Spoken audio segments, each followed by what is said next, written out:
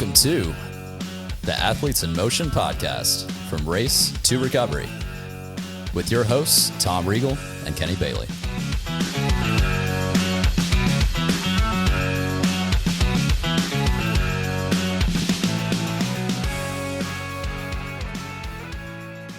We're going here. Hey, Kenny.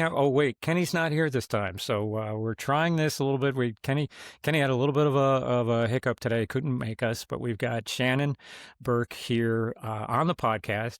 And I'm going to give this attempt to do this solo. Where usually Kenny's here. He's doing fantastic. I'm doing fantastic because we really enjoy these conversations and we have a really good time doing this. So we have Shannon Burke on TennesseeGravel.com. We're going to talk to Shannon about all this great gravel stuff. And this was great for Kenny because Kenny has a brand new gravel bike. It's just getting into the gravel scene. So he's going to have to listen very intently as we do this. So first, a little business. Everybody, appreciate all the comments and questions that come through. Make sure to subscribe, whether you're on our YouTube channel or if you're listening on your favorite audio podcast, Apple, Spotify, any of those good stuff, iHeartRadio. Make sure you subscribe. Give us 5 stars, thumbs up, all that good stuff, because that gets us higher up in the algorithms. People find us, and we're trying to do a better job of getting the content out a little bit quicker. We said we've had a little bit of a hiccup trying to get schedules coordinated and all that fun stuff, but we're back at it, having a good time with this. So welcome, Shannon Burke. Welcome to the podcast. We really appreciate you joining us, so we can talk all things gravel, because that seems to be the biggest thing happening right now to everyone that comes into my fit studio looking for new bikes. They're talking about whether they should buy a road bike or a gravel bike, or what do they want to do. And a lot of people coming in looking for gravel bikes specifically, or they've just bought a gravel bike and they're coming in. So let's get into the gravel thing. But first, tell us about yourself. How did you get into this? What's your background? How'd you get started? How long have you been riding? And how did the gravel bug get you? Of all people, that's a lot of questions. TennesseeGravel.com going on, which is a great website. We'll have all of that in our Thank you. I appreciate that. And thanks for having me. Yeah, I'm actually coming from a road background. So I got into cycling, 2006 maybe, when I started dating my now wife. She was a cyclist and she was like, this is what I do on the weekends. If you want to hang out, you're going to need to get a bike. So I think at the time I had a little hybrid bike that I would ride to a swimming pool. I was a swimmer, and in Austin, there's a place called Barton Springs. It's like a football field size swimming pool, spring fed, 68 degrees year round. It's so awesome. So I would swim 5 days a week or whatever, and I'd ride my little hybrid bike over there. And so I was like, oh yeah, no problem. And she's like, no, you need a real bike. And she was managing a gym in Austin, and the owner of the gym was Italian. Like, he came from Italy, set up shop in Austin. And so he was all about Pinarello, Campagnolo, Giordana, the Holy Trinity. And so my first bike was a Pinarello, my first road bike. And nice. Yeah, so that kind of helped get me hooked on cycling. And then, hanging out with my wife, and then she had friends who traveled. And so we started taking tours with them. And so I was like, man, this is the way I want to roll. Like, this is how I want to see the world. And so I actually, I was a city planner at the time. I actually quit my job in 2012 and started a bike tour company called Bellevue Bike Tours. And so we were taking people to Colorado or Virginia or all over doing that. So did that until 2016, and then moved up to Chattanooga. Both my wife and I have family here, and Austin was getting a little crowded. And so I thought, well, I'll just continue running tours and I'll just have a different home base from Austin. But unlike Texas, Chattanooga and Tennessee is beautiful, like really awesome cycling. Austin's a great place, and Texas has its sweet spots. But when I was leaving Chattanooga to go drive out to, Santa Fe or someplace to run a tour, you're going through some not so nice places. And I'm like, why am I leaving God's country to go, out west to run these tours? Why can't I run tours in Tennessee? So I tried to shift my model to running, rather than me meeting you somewhere, you come meet me in Chattanooga and I show you what a beautiful place I found here. But the problem is Tennessee's not really on the cycling map just yet. Not Skipping it. as much as it needs to be for the quality of cycling we have here, and we can get into that a little later in the podcast about the tourism stuff. But Yeah. but that got me, I just like being here and seeing the amazing cycling that we have. Um, it's just like, man, I want to explore this place. Like, I want to know all there is to know about Southeast Tennessee cycling. Yeah. And so when the pandemic hit, 2020, all my bike tours were canceled. I just bought a gravel bike at the end of 2019. I was like, oh, I'll see what this gravel thing is all about. And then I had no tours and I had lots of time. And so I went in the woods, and just started riding. So we live about an hour from the Cherokee National Forest. So if you're Okay. in Chattanooga and you go east about an hour, kind of between Chattanooga and Knoxville, there's the Cherokee National Forest, which is just south of the Smoky Mountains. So it's the same type of beautiful scenery, cascading waterfalls, all this kind of stuff. The difference is the Cherokee National Forest actually has these gravel Forest Service roads that the Smoky Mountains doesn't. Smoky Mountains is great for hiking, but you don't want to take your Not for bike there. riding. There's no place to Yeah. ride. But in the Yeah. Cherokee Forest, you can hundreds of miles of gravel Wow. roads. So Okay. I just started exploring and I was like, these are the roads that I've been looking for the whole time. Like whenever I would go scout out a place for a bike tour for road, the pavement would always end and I'm like, I was just getting good. It's like the paint was no longer on the asphalt, like it Yeah. was Yeah. on all, it's like those are the roads you want. Gravel is like, yeah, that's all we got. It's nothing but that type of stuff. Yeah. So I got kind of obsessed and it was the pandemic. And so I just created a website. I'm like, look at all these great routes we've got here. So I just started posting routes that people could download for free. And I met this lady, Kim Morrell, who was based out there and who knew all the back roads. And she had these mega endurance routes, kind of things that your kind of people like. Yeah. Um, and so we, like the people who want to go out and ride 130 miles and 15,000 feet of climbing and call that a day's ride as opposed Yeah. to, uh, That's a so we, cafe ride.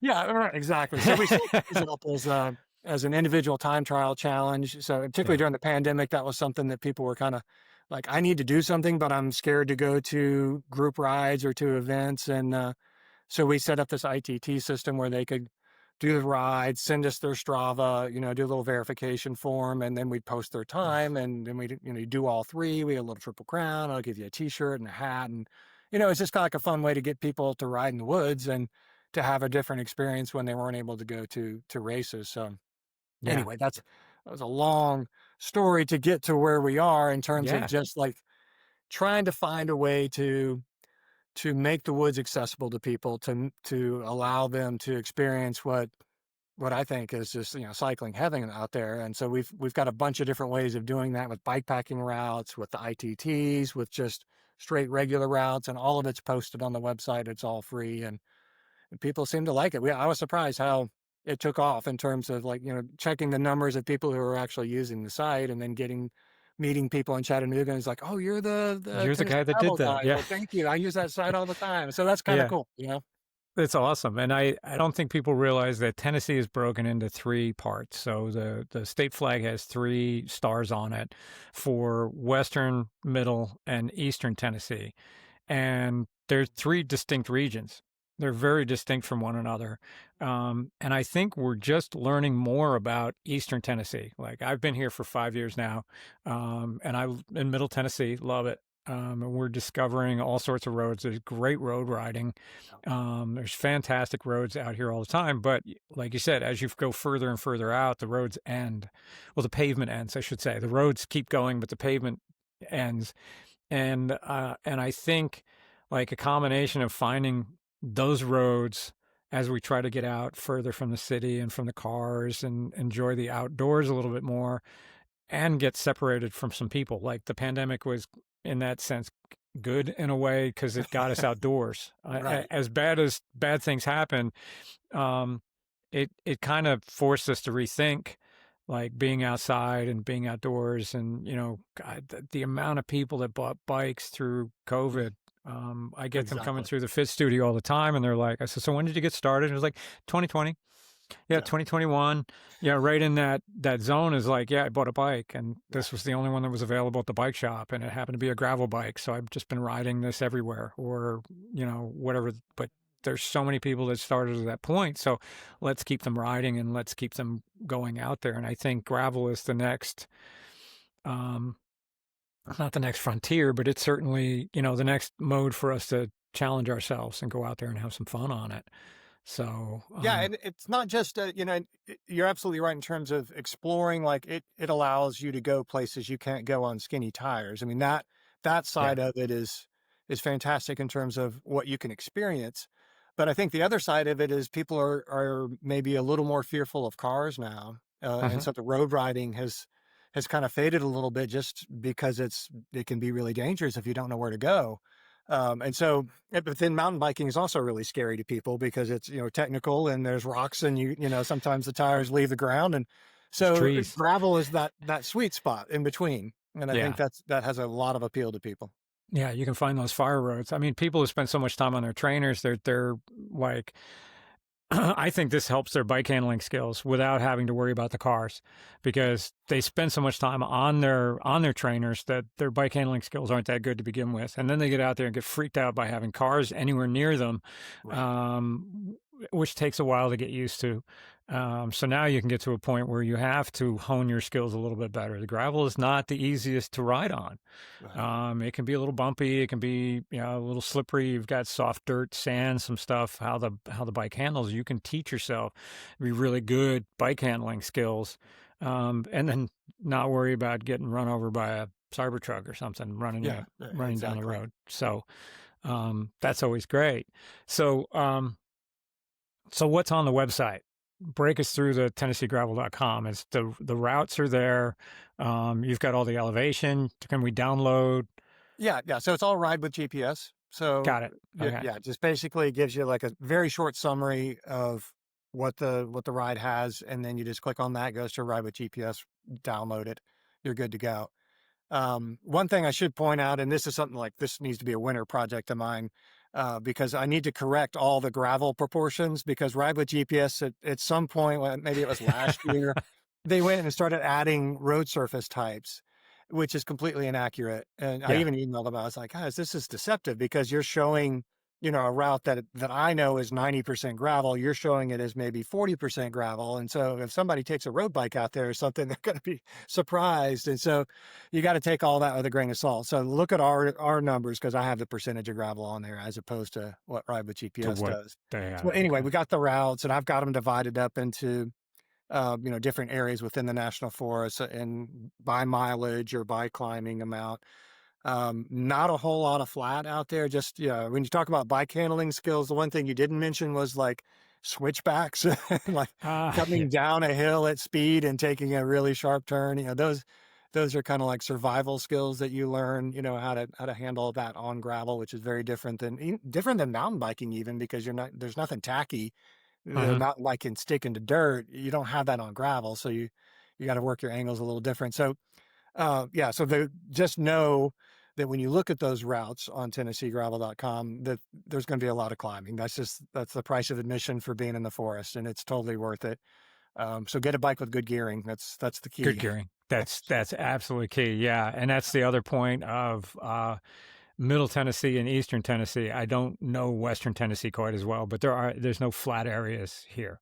No, Like, no, so if you're looking for flat, this is not the place to come. But if you're looking for good riding, I think there's fantastic riding in Tennessee. It yeah, you doesn't you get won't find better scenery. I mean, Middle Tennessee is great too, and we can talk about the tourism thing where I've explored the whole state, but it's like Southeast and East Tennessee. As long as you don't mind the climbing, the scenery, and I've been all over the country and ridden in Colorado and all that. We don't have the big vistas that you yeah. get in the Western states. But as far as like the waterfalls and the fun roads to ride on and just the deep woods forest, you can't beat it. It's There's a lot of it's so good. So yeah. so we got plenty of routes you can choose from there. And we've got our individual time trial series with those mega routes. There's 3 of them on there. And we've got some videos like Pete Stetna came out and Heather Graham. They came out and did Nice. one of our ITTs and of course smoked it. but they were also a Nice. little smoked. Like they were surprised, like how gnarly and how challenging it was. So it was a lot of fun to get their feedback, coming from the West Coast to like, hey, Yeah. welcome east of the Mississippi. And I heard Pete on a podcast not too long ago, and one of the last questions the guys asked him was like, what are your favorite spots, or what are some of the hidden gems you've discovered? And he mentioned East Tennessee. I was so excited to hear Nice. it. Like, Oh, that's great. yeah, it stuck with him. I was like, this is Yeah. something that's different than Kansas and Nebraska and all that. The places that get all the press. And Yeah. I don't know. I think we got something special. But yeah, if you want a big challenge, check out the ITTs. We have bike packing challenges too. So Okay. Kim, my partner in Tennessee Gravel, she put together a 430-mile bike packing route, and then there's a Okay. 300 and I think it's like 16 miles version. So there's two Okay. versions of those, and that's she'll do a grand depart for those where a bunch of crazies will get together and they'll go out and race it. And you'll see Nice. people coming back, in like a day and a half, you did 300 something miles and in the Wow. woods on it, some of it hike a bike and just crazy stuff. So if you're into that kind of stuff, we've got that. We've also got a bike packing route that's a little more civilized. That's gravel as opposed to mountain bike. Yeah. Yeah. Yeah. That actually goes to campgrounds with flush toilets and things like that. No, So outstanding. so Yeah. we have a couple of options for the bike packing stuff. And then I put on a gravel event, so you can find out information about that. So the Reliance Deepwoods, Is that just one event that you put on, or do you put on multiple events? just one. Just one. That's Yeah. the I mean, Reliance. I have a road event Hmm. that I put on. Actually, it's coming up here real soon in about 4 weeks, called Cycle Sequatchie, and Oh, that's okay. west of Chattanooga. But that's primarily road. I have some mixed surface in there, but Okay. it's 80% asphalt, maybe 20% gravel. Okay. But the Reliance event that's on the Tennessee Gravel website, that's pure gravel riding, and that's a full Okay. weekend. Like we take over a campground out there right on the Hiwassee River, and Friday, Okay. Saturday, Sunday, a lot And of fun. So there's when is that that? information's on there as well. When is that? What's the That's last weekend in April. last weekend in April? Okay, so that's something to put on next year's calendar. Everybody to come out and do that, because that sounds like fun. The Sequatchie one, I think we talked about you and I off when we met. We met at the Gravel Revival, which Moab Bike Shop puts on out here in Hickman County. Which will both be out again because that's just a great event as well. But tell me more about the Sequatchie one. Is that something I could do on a road bike, or do I need to have a gravel bike Absolutely. for that? Yeah, Yeah. yeah. I mean, I actually set that one up before I was into gravel. Like that, Okay. I discovered Sequatchie Valley pretty early on after I moved to Chattanooga in 2016. And so discovered the valley, and I was like, man, this is where you want to ride because it's just farm roads. There's nobody out there. And it's this perfect valley. It's like maybe 60 miles long and maybe 6 miles wide. So it's super Oh, narrow wow. with these two Okay. big ridges on either side. And then there's a Okay. river that runs down the middle. It's like what's a valley? Like if you drew it on a piece of paper, like it'd be Sequatchie Valley. It's just perfect. Just these ridges, the river, and then there's a little highway that runs down the middle. And that's where all the traffic is. So if you want to get anywhere in the valley, you're right on this highway, which means Okay. the roads on either side of the highway don't have any traffic at all. So it's just local Perfect. people. So Okay. you just hop on these farm roads and then you just go north and south and then cut across east west anytime you want to turn around. So you can make it as long or as short as you want. Oh, So okay. it's Okay. perfect for like an event.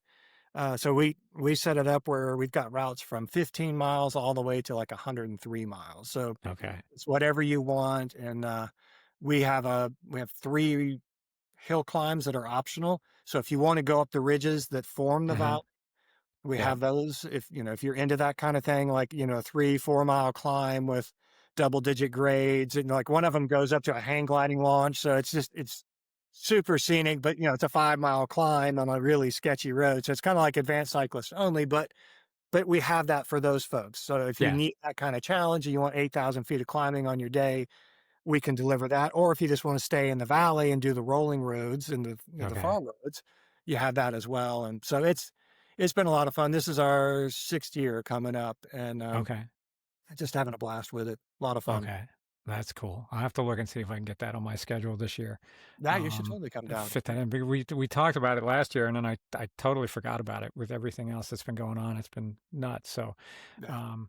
so someone getting into gravel, where do they? What are the their 5 things that are the most important for them to figure out. Like, they buy the gravel bike and they want to come do one of these rides, or they want to do the ITT, or they want to, kind of get out there and explore a little bit. What are the tips that you would give them to get But really, started? you want to start talking to them before they buy the bike. Like the number one Yes, tip would be like borrow a bike, rent a bike, find a demo or something yes, to get out there and ride a little bit so that you know what you're getting into and so that you know what kind of bike you want. So like when I bought my first gravel bike, so 2019, I bought from the local shop, what was it? It was a Salsa Warbird, Hmm. which is Okay. a Oh super nice yeah, carbon bike. yeah. It's got a double in the front, and decent climbing gears.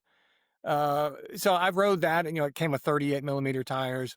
Took that in the woods for a little bit, and then I quickly realized that like I need fatter tires. I need to think about how to get rid of some of the vibration because it really depends on where you ride, and that's what I mean in terms of like get a bike and go ride where you think you're going to spend most of your time, and that's going to Yeah. tell you what kind of bike you want. Because if I'm in Steamboat Springs, Colorado, these 38s and this Warbird are going to be perfect. Like the double Yes. makes total sense because I'm going to want a big ring because I'm going to be hammering along, pace lining.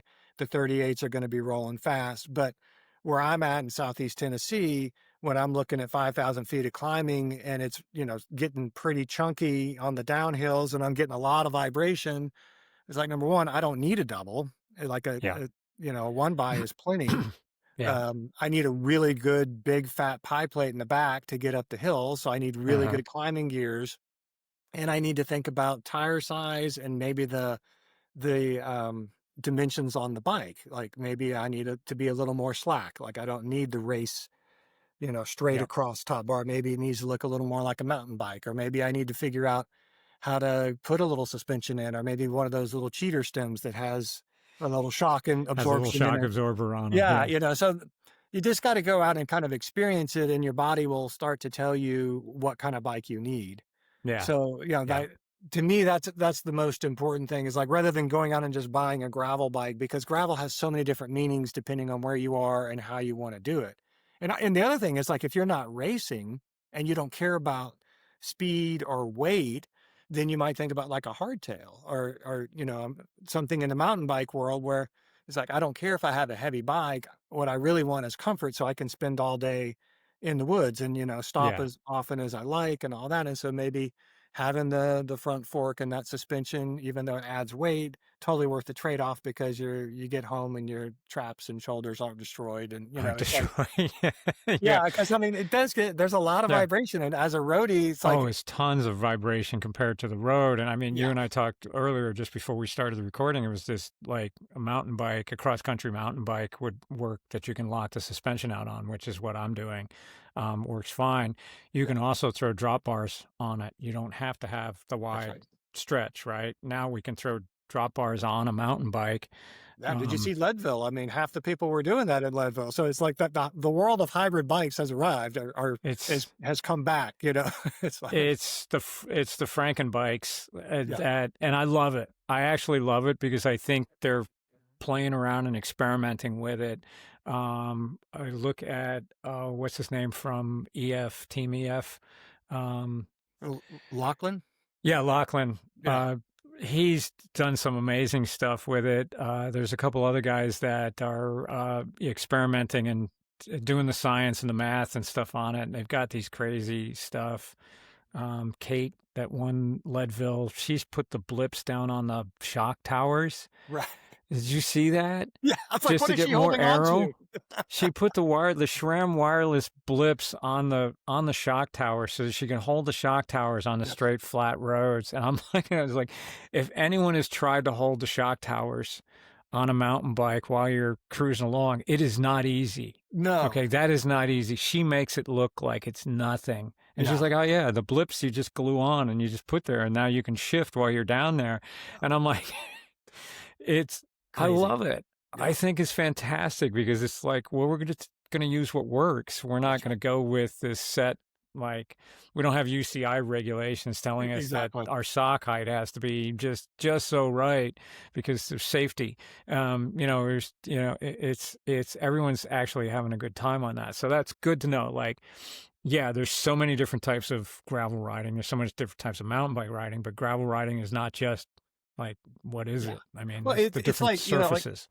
Cycle Sequatchie, versus Reliance in terms of the audience that I'm dealing with. It's so fun to like see the people in the corral lining up to start the ride. Cycle Sequatchie, they all look the same. You know, Yeah. they got the kits on, they got their carbon bikes and their nice wheels, and you know, like this is the road world. And then you go to the gravel bike and they're lining up and it's like, who are these people? Because you've got the kits and then you've got the guy in the jorts and then, you know, you Yeah. got the big fat mountain bike and then you got this race gravel bike. It's like, it's such a mix, which I love. It's just, it's really interesting how people, how much diversity there is in that world. It's so Yeah. different than the road world. I mean, the road world is great too, but it's just like, it's just a lot more diversity over there on the gravel side. Yeah, yeah, for sure. And it's fun to watch because everybody gets along. It's Yeah, just it's exactly. fun to watch them come together and support one another in the same way, and you would never expect it. It's also interesting, you know, like at Cycle Sequatchie, I set up packet pickup the morning of the ride. I'm there at 6 a.m. trying to set up everything. I've got people there at 5:45, like ready to pick up their stuff. Gravel world, you know, it's like, yeah, exactly. Sorry, that's me. I'm there. Well, I would be too, but you know, it's like, but the I'd offer to help too. Yeah, exactly. What can I do to help? Yeah, can I help you out? What do we need? Yeah, like, stay out of my way. It's early in the morning. But yeah, at Reliance, it's, you know, the race starts at 8 and it's 7 o'clock. I'm like, where is everybody? They're not even parked yet. And, you know, it's like, we've been doing packet pickup for an hour and the guys are going back to sleep. The volunteers are like, what are we doing here? And 7:30, I'm trying to get in people fired. Like, we got to go, but very relaxed attitude. The gravel revival is perfect for that because we're set up in the vendor area. We've got our tent set up. The start is right next to us. I've got my tent right next to my sleeping tent right next to my vendor tent, and I'm roll out in the morning. I've got my coffee. We're just chit chatting, whatever. I'm watching rides go off. I'm signed up for the 11-mile ride, the shortest one, and I all of a sudden realized that they're all leaving. And I'm still sitting here in my shorts and a hoodie, and I'm not anywhere ready to go. And I'm like, oh, well, I guess I'll catch up to everybody later. That's because perfect. it was so relaxed. We were having such a good time. You show up on Friday for this one. You show up on Friday. They do a Friday night ride if you want to do it, but basically we just get set up and we're just chit-chatting with people. And you get up Saturday morning and everyone goes off and does their rides. And then there's music Friday night, Saturday night. You're hanging out. You're all camping. Sunday, there's another ride if you want to do a shorter ride to a winery for lunch and back, or everyone kind of gets up and is gone by noon or so. But it's so laid back. Exactly. It's coming from the endurance and triathlon world where everything is really hypersensitive to stuff. That takes me more back to the grassroots of sprint and Olympic distance triathlons that are local, that are barely signage. You know, you need to know the route because they didn't have enough volunteers to tell you where to turn. And it's kind of more mellow, relaxed that way. It kind of gets that vibe going for me. So that's what draws me to it and getting more and more interested in it. Yeah, it's grassroots, for sure. man. So, and it's bikes, right? You're on bikes, you're doing, and I think the Gravel Revival also has runs. They've added like 3 or 4 different distance of trail runs. So if your significant other or friend doesn't ride bikes, but wants to, or maybe they're a roadie, but they run as well, they can come run while you're out riding. And it makes a whole festival for us, and the same thing. So we look at different surfaces. So the first suggestion is like, figure out what style of riding you want to do, what type of surface you want to be on, so that before you plunk down the big coin on the bike, because there's plenty to rent. You can get rents out there. You can even rent mountain bike and go out on a mountain bike and just try the different surfaces and figure stuff out, right? Or borrow a bike, as you say, right? Borrow somebody's bike and go out. I know the road bikes are pushing 33 millimeter tires just for the road. Yeah. So I went out on a ride with RB Cycler on Tuesday night the other week, and it was road, surface, grass, a bit of gravel, and I took my Giant Defy with the 33 millimeter tires on it. I was like, I was hanging on for dear life. That was the most off-road that bike has seen. Right. And it handled it. It did pretty good, but I don't think my jaw is set right. My neck is not the same, and we're jamming Yeah. through in a. What was your PSI on those tires? That's the, I was way too high. It was yeah. like 60. Yeah. It was, I wasn't prepared for the gravel part of it as much, right? Jumping curbs and doing all that other stuff. So now that I have the mountain bike, I'd go out the mountain bike with, 17 PSI and go crush Right. it. It's Exactly. not a problem. So yeah, so it is possible to do in the 33s and 38s or something like that, but certainly you'd probably want 48, 52, something a little bit bigger for the gravel stuff, depending on, like, once again, the surface that you're going. Yeah. So what's the next bit? They figure Well, out what style of riding they like to do. They kind of zero in on a bike. You don't have to spend a ridiculous amount of money on the bikes. You can get a good steel gravel bike, yeah, right? I mean, there's a lot of good options, and I ride a steel. I love, Titanium, yeah, titanium is great. I ride steel. I love the way it feels. It absorbs a lot of the chatter just in it the does. People material don't itself. realize that. Yeah, Super smooth. Yeah, so you don't have to go with your carbon. In fact, you may not want to spend a lot of money on a carbon bike because gravel, unlike mountain biking and unlike road, you're going to be throwing stuff up all the time because the yeah, gravel is going to get in your tires and it's going to be flipping up on your down tube. And I started notice on that Warbird, I could see little spots where the paint was getting chipped. And even though yeah. they had a protective layer under there, like a little laminate or whatever, it doesn't. I don't know. You just got to think long term. At least I was It's thinking, like, It's going to get a little chewed up. Now you can get the 3M film on to put on the outside of the bike, but it has to be super clean and it has to be before you start getting chips in it. right, Because once you get chips in it and you try to put that on top of it, it just doesn't work. It doesn't look right, right. It's not right. going to do the job that it's supposed to. That will help a little bit. You Yeah. can still get chips through that. Um, Yeah, just think about those kind of things because I mean, because I yeah, used to ride a carbon mountain bike. And so when I got into gravel, I was like, well, if I can ride a carbon mountain bike, then surely I can ride a carbon gravel bike and not worry like about it. But it's different yeah, because you're throwing stuff up on the bike all the time with the yeah, gravel. yeah, And yeah, another thing that you'd want to tell someone to getting into gravel is, and you just mentioned it, is particularly if you're coming from the roadside, don't overinflate your tires like that. That sounds simple, but it's so hard, like, because when I got into cycling, it was like 120 psi, on yeah, a 21 or 23 millimeter tire, and that's what your brain gets into, that mindset of like, I will go faster if I max out this air pressure. So when I started riding that Warbird, one, I had tubes in it and I was pumping into like 50 PSI and I was just getting beat up. I was like, this doesn't make any sense. So, yeah, then you go tubeless, but you're still pumping it up too much. And then you're just like, yeah, you don't have to do that because you're tubeless. So, I mean, the reason you pump up with a tube is because you don't want to have a pinch flat. So you need to have yeah, a certain amount of air pressure. So when you hit that bump, it doesn't pinch. yeah, But if you don't have a tube in there, then you don't need to worry about it quite as much, so you yeah. can really let it go. And so that's just kind of like a mental thing more than anything else. It's like, just let that go and go ahead and drop that air pressure as low as you can because it's going to make it. That's the biggest difference in terms of your ride quality is Yeah. tire pressure. So, And that's going to be an uncomfortable thing for most people because I get probably 75% of my bike fit clients that come in, even if they're going tubeless now, are used to 100 plus PSI yeah, and they're still setting their 33 millimeter tires up to 100 PSI. And I'm like, oh my God, no. Like, no, no, no, no, no, no. right. Silka, the Silka company makes a great little calculator, online calculator. You put in your weight, you put in Yeah, the type of riding you do, few other facts in there, and you hit the button and it tells you. And it's always like everyone's shocked at how low it tells you can go.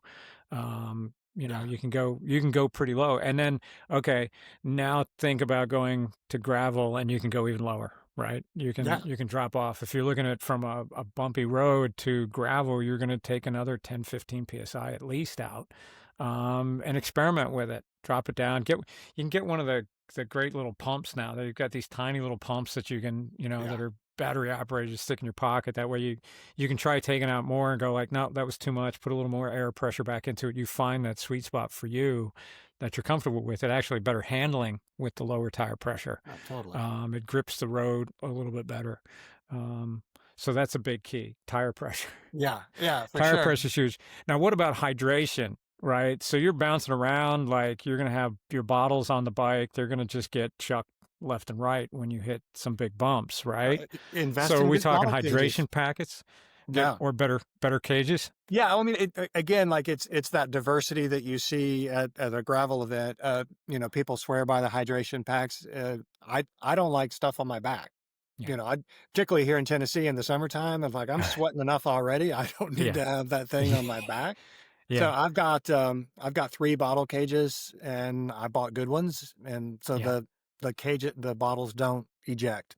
Yeah. I've even Yeah. got that. So like some of the roads, the farther you go into the national forest, like if you go in the higher elevations, the maintenance is just not there anymore. And so some of those roads Yeah. are getting to where you really do need a fork and, some front suspension. So I'll take my hardtail on those. And so I Okay. asked, buddies who've done the Tour Divide and have been on major bikepacking trips, like, what do you do? And so I've got some really cool cages that are on my actual on the front suspension, so one on each side, Oh, okay. So and you you can can put them actually out reach there. them from the Yep. cockpit. So Yeah. yeah, so I've got one on the down tube, and then I've got those 2 there, and I'm good to go. And those grip really. They were expensive. I was like, I really need to pay this. He's like, trust me, I've done everything, and I've never lost a bottle. And he's right, because I beat the hell out of them, and they they have not They're still ejected. going. Yeah. Yeah. So, and the other thing, in terms of like volume, I have I'll take a Catadine B free water filter. So where we Oh, are in the Cherokee National Forest, there's creeks yeah. everywhere. So Perfect. it's just part of the scenic appeal of the place, is that there's these cascading creeks all over the place. But that also means you don't have to worry about water as long as you got a filter. Yeah. So the Catadine is just, like it's a little filter you screw onto like a little bag, essentially, and you can just wad that up and stick it in your jersey pocket, and stop at a creek, and then fill up that bag, put the filter on it, and then just squeeze it into your bottle. Squeeze it in. Yeah. Yeah. Which is great to have as emergency. I have that in my trail running pack as well. Yeah. Just up there, just in case if you run someplace, get a little lost, and you don't have any water, you need a filter. You can't just drink the water. Yeah, exactly. So you need a filter. So that's great. That's a handy thing to have, because that would fit in your kit really exactly. easily. And it means I don't doesn't have to take up put much space. 5 liters of water on my back to go out for a ride either. It's like I'm not carrying all that weight when I'm trying to climb the 10-mile climb. It's like it makes a huge difference. So yeah. And I would concur what you said with getting the good bottle cages, not just the cheap ones. I know some people like the cheaper metal ones, because you can bend them to hold tighter, but the fact is that they bend is not good. And there's a couple different brands, some of them carbon fiber as well, which I don't know if that makes a difference or not, but they hold really well. Yeah. Like almost to a fault. Like you're trying to get the bottle out and you have to Give me my twist bottle and back. pull really hard. Like if you have to stop to pull the bottle out, I would much rather have that than having a bottle that just, because the cage was a little bit cheaper and that's where you decided to save a couple of bucks. They're not that expensive, but in comparison, yeah, you can get a $2 cage or you can get a $75 cage, right? Right. Yes, it's expensive, but that's the spot to, like, there's a reason why they hold better, right? Maybe you find them on sale for 50 and you're great. There's your win. But yeah, for sure, a good bottle cage to get the hydration, and then the filter as a safety thing. I mean, I'd probably carry that even if I had enough water going through, just because anytime you're off trail or on a trail someplace, you want to have a couple of emergency safety things out there. Yeah. Maybe a whistle, water filtration, something like that. And then one of the I have this, maybe I'm just like over scared or something, is just the really the Mylar blankets, right, that fold up into next to nothing, right? If I'm anywhere in the woods, I have one of those. It's stuck in the back, because it's something was to happen, like you could just wrap in that and keep your body warm, kind of keep your temperature regulated on that. So that's my Boy Scout pitch for always be prepared. Exactly. No, you're always be prepared. Yeah. What else? We got bottle cages. We've covered hydration, tire pressure, bikes. Handling. Yeah. Yeah. Yeah, I mean, I would say gravel is going to handle different, obviously, than asphalt because you don't have much grip in a corner. So when I'm telling people, if you're coming down into like a hairpin curve, obviously you got to brake, you've got to check your speed before you get into the curve. That applies to road and gravel both. Like you never want to like be braking in the middle of the curve. But Yeah. with gravel, if you find yourself coming into a curve too hot, don't try to turn. It's like use the disc brakes. That's the beautiful thing. I didn't even have Yes. disc brakes until my first gravel bike. So, I was still using the rim brakes on my Pinarello, which I was like, oh, this is plenty. And then Yeah. I got that gravel bike and I was like, oh, wow, the This stopping is power. better. It's unbelievable. Yeah. So it's like, you should never crash because as long as you can go straight, as long as you're not trying to turn the front, then bring the bike almost to a halt and then make the turn. It's Yeah. just like, people go down because they're trying to turn and they're going too fast. And so Yeah. if you've got the brake power, just go ahead and just keep it in a straight line and bring it down to where you finally feel comfortable to lean into that curve. Yeah. But to me, that's just like a simple thing that a lot of people don't think about Yeah. because they're trying to make the curve. And so they're starting to lean, but it's like, do the opposite. Just go straight and slow down And almost to a slow stop. down. Yeah. Yeah. The Simple. same for when you're riding across, maybe you're on a more of a solid surface and you hit a sandy patch or a little loose patch. Exactly. You're still going straight. What you don't want to do is you don't want to turn the front wheel at all. You don't want to just you can carry the speed, um, Right. but don't try to change direction while you're doing that because that's when things go bad. You try to change direction, the bike slides out from underneath you and you go down right away. So you slow your speed down a little bit, but just stay steady and just don't go off that course and you'll be fine. So, and I think that's good bike handling skills to teach people on the road as well. Yeah. Yeah. Certainly brake before you get into the corner, and think about it. And the more you stiffen out, I probably talk about this with every single bike fit client I have, is that stop locking your arms out and Yeah. pillaring yourself on the front of the bike and just resting everything there because you can't, the front end needs to move. Your arms need to have a little bend in them. That's your suspension. Yeah. So when it's bumping and bouncing around on some gravel and some loose stuff, your arms are the shock absorbers, and allowing it to do that, that allows you to stay centered over the bottom bracket and keep your center of gravity down at the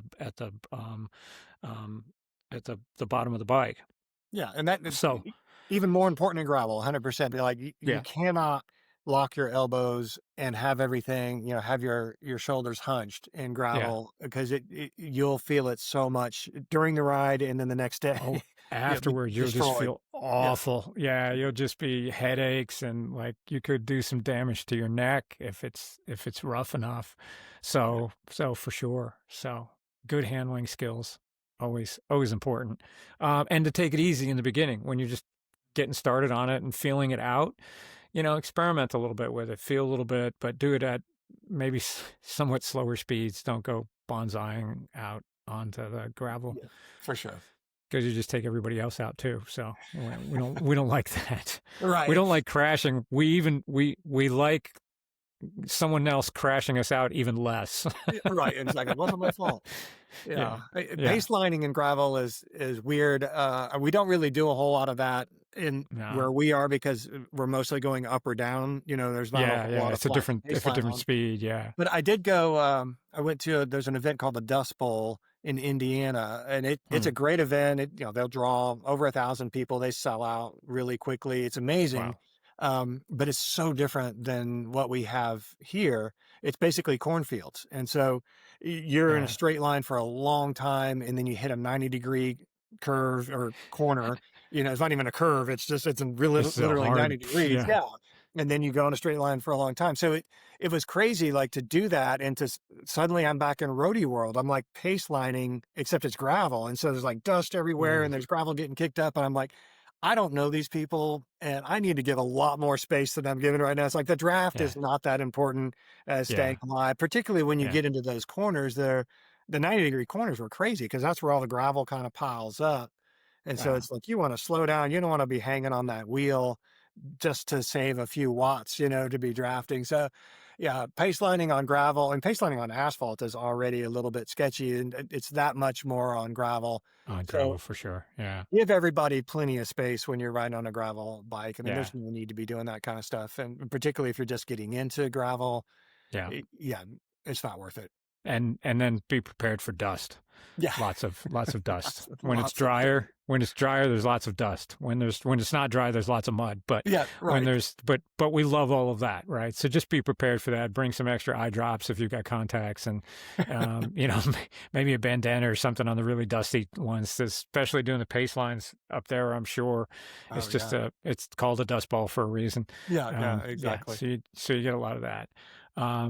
Cool. So tell us about the Travel Tennessee, So Bike the Tennessee. the Bike Tennessee. Yeah, but so Yeah. it is all about travel. It is about bike tourism. It's about getting people to come to Tennessee, discover what we have to offer in terms of cycling, and spend some money while you're here. And so, Yeah. like the governor, when he first got elected, he was like, "We've got a lot of poor rural counties, and we need to find some ways to uh, creatively do some economic development because Mhm. manufacturing is left. Yep. Agriculture only does so much, and so how can we figure out how to get money in those places? So we made a proposal that was like, how about bicycle tourism? Because bicycle tourists have a lot of money. Look how much their bikes cost. And Mhm. B, the rural counties are where we want to be anyway, because there's no cars there. The scenery's better. It has more character typically with your mom and pop type places. It's like that's where we want to go. Yeah. So we proposed putting together a bunch of routes across the state that would highlight these areas, these rural counties, and basically say, in this county, which they term economically distressed, Mhm. here's a beautiful route that starts and finishes in this little town where you can get a nice burger when you're done and a fried pie. And this is an awesome route. You should check it out. Here's some points of interest. And so we did that. Ended up with 52 routes from, the Mississippi River on the west end all the way through Wow. the mountains across the state. It was a great project. I mean, I got to ride all these wonderful places and discover all these beautiful little areas that I know Southeast Tennessee pretty well. It was great to see the rest of the state and to realize, like, West Tennessee gets knocked as not being as nice, but it's got its own charm. It's Mhm. beautiful, and there's actually hills out there. I discovered that there are hills. They don't have any There are, mountains, okay, so there are, yeah. but there are I know places that there's a wear you big out. scene. There's a big cycling scene in Memphis, Oh yeah. from what I hear, which I'm not aware of. Like I don't know much of West Tennessee at all. So this Well, is there's a lot to fantastic. be discovered there. Yeah. It really is nice. And so they publish the websites biketn.com. Okay. And so we have all these routes on there, and there's a map of Tennessee and these little squiggly lines representing the mountains. So you just click on one of those wherever you want to go, and it'll have a full description. Basically, I wrote up as if I were talking to you before the ride, like, okay, here's where you're going to be going. Watch out for Okay. this hill here. There's a little bit of traffic here. Just kind of like what to think about when you're riding. And so I've done that for each one of these routes. And when we finished that, they were all excited. This is like, oh, what a neat idea. Like, we should do gravel. So now I'm mapping gravel routes since gravel is the Nice. hottest thing in cycling. It's kind of like, Yeah. okay, let's show off what we have in Tennessee in terms of gravel because we want to capture that market as well, and we want to have that Yeah. available for people. So that's been great. So I'm maybe 2/3 of the way through that now, uh, Okay. of mapping gravel routes, and that has been fantastic. It's been like a dream project That's to fantastic. So you find get all. to ride all of these as you're mapping them out. You're basically going out there and Yeah. So like, you're yeah, physically mapping it. yeah. Well, it's kind of like when I was running the bike tour company. Before I would take anybody to Santa Fe and Taos, New Mexico, obviously I need to go out there and do the routes, and then I That's a need to rough scout gig. out, what hotels we're going to stay in, what restaurants we're going to eat Yeah. in, and so it's a very similar kind of thing where it's like if I were going to take a bunch of tourists to West Tennessee or Middle Tennessee, and I wanted to show them like some of the best gravel riding in that part of the state, where would I go? So I spent like a ton of time, way too much time with Google Maps, with Strava, with Ride with GPS, looking at heat maps, looking at road surfaces and all these kind of different options. Because gravel's a little trickier than road in the sense that some of the gravel may be there, but you don't necessarily want to take people on it because there could be loose dogs. It could be scary, so The dog thing is an issue for yeah, sure in the out here. rural Yeah. South, it really is, and the road ride's kind of similar where you got to watch Yeah. out for those things. But gravel, it's like exponential in terms of like some of these gravel roads. It's like, Yeah, you're down farm roads and things. yeah. So yeah, there's the dogs run free. Yeah, so So we ended up kind of steering clear of some of that and staying more in the wildlife management areas, the state forest, the state parks, just the national forest, of course, and trying to find places that were uninhabited, and yeah, that made the best riding which anyway. there's lots of that. I mean, There is a lot. Tennessee has amazing state park system. Oh yeah, It's insane, and they're all free, right? yeah, They're all exactly. they don't cost anything to go visit these parks, and they're taken care of. I was totally impressed by the state park system when I got to Tennessee. I had no idea Oh yeah, and they put more money beforehand. into So it too. It's yeah, fantastic. It's yeah, like we definitely we're kind of like, if there's an opportunity to incorporate a state park into these routes, we're absolutely going to do it. let's So do the it. road routes had I forget how many, like 12 or 16 or something state parks as part of the As part of routes, it. and same Yeah, with the gravel stuff. It'll probably end up 30% of them will have a state park involved, which is also good because I'm not designing these routes as like all day killer. Like I don't want it to be your whole day. I don't want you to be wiped out at the end of it. I want you yeah, to have half a day to, do the waterfall hike at the state yeah, park, or, you definitely want to be able to go get some lunch. Or if you're in a small little town, maybe stroll Main Street and spend some money in some of these shops. And yeah, the idea was to be like half day rides, yeah. so that you can enjoy the rest of your time. And that's perfect. I mean, some of these little mom and pop shops, they're great people. You have great conversations with some people and some neat little, get some hamburgers or get, some basic sandwiches and things there that they've got. And it's great. It helps them tremendously. So Oh yeah. we get a little bit of joy out of that. So, okay, we're going to put all of that up there on our notes, in our show notes. And here I'll have all the websites to get on of that, so we can Awesome. get people here and going. I mean, this is fantastic. This is a great conversation. I'm sorry Kenny wasn't here to join us. Yeah. He'd have lots of notes. We'd probably still be babbling on about gravel bikes and things as he gets going on it. But we'll have to figure out a way to go out and ride some of these and then talk about them again. Yeah. Tell him to bring that expensive bike to Southeast Tennessee. I'll take y'all into the mountains, and We're we'll show you some real gravel.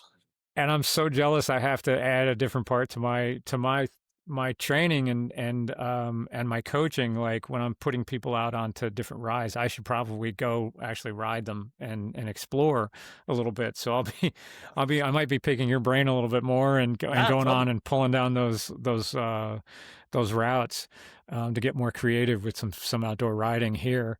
Yeah. And I've got around the so we can Leapers travel Fork. too.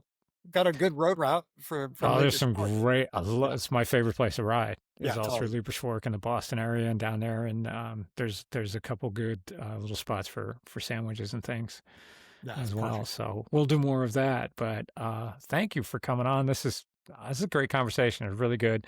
Shannon and I met last year at the Gravel Revival, which is coming up like in another 2 months. But yeah, it's I think Next month, actually. Yeah, third weekend of October. How sad is that? Yeah. So, and I mentioned to Shannon about coming on the podcast last year at the Gravel Revival. So Just under it's the less than a wire. year. It was less than a year. So I managed to at least check that off my list of things to do. And so if you're around and you hear this, you want to come out to Gravel Revival, come hang out with us, because you said you're going to have Bike Tennessee is going to be out there as well. As Tennessee Gravel. As gravel, TennesseeGravel.com, as well as TriTomR Endurance will be right next door, because we're great neighbors. We'll be camping out there the whole weekend, so come hang out with us and talk with us. Come run if you want. Maybe our listeners that are in Frankfurt, Germany, who I'm just fascinated with. I love whoever you are. You're fantastic. Send us some notes, because I want to know. I'd love to meet you. But we do have some steady listeners that are up in Germany. That's fantastic. So yeah, and come visit. Come to Tennessee. We'll take you places. We'll take you places and get some riding in and do some fun stuff. So once again, everybody, make sure that you subscribe to the channels, to the YouTube, to the audio channels. Give us 5 stars, thumbs up, all that great stuff. Hey, if we're not doing good, send us notes. Say, hey, what you'd like to see better. I'm trying to improve on this and get better each time. So all your feedback is fantastic. We really appreciate that. So, Shannon, thank you so much. This is Thanks for having me. fantastic. Yeah, I loved it. And we'll talk some more on gravel. Definitely coming up. So, Yeah, and for in a few weeks. Yep. We'll see you in a few weeks. And for everybody else, thanks for listening, and we'll catch you on the next one.